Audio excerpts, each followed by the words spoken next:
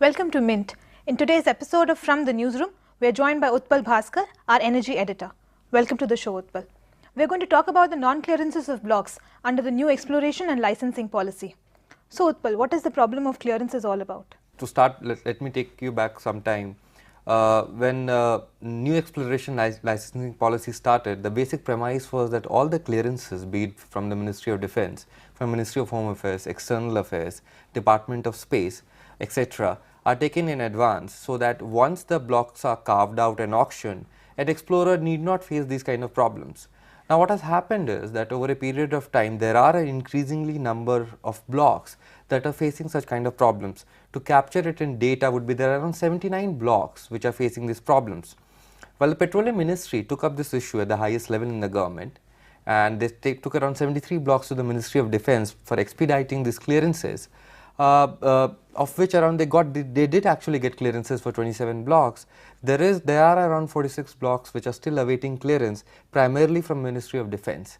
Of course, there is a separate issue of 6 other blocks, but the major chunk of this is pending, is awaiting clearances from Defense. That would primarily with agencies such as the Indian Navy, ISRO, DRDO, and others. So it's left to be seen, while the ministry is pretty confident that it will be able to get clearances for another around 36 blocks in next 10 to 15 days, it's left to be seen how this entire process goes forward, because the explorers are getting a bit angsty given the fact that in these 46 blocks an investment of around $11.8 billion has been made. Are foreign explorers looking to exit because of the problems that you mentioned? We have been hearing about instances when foreign explorers such as Santos or ENI have been talking around exploring options, how they want to exit in such kind of a scenario.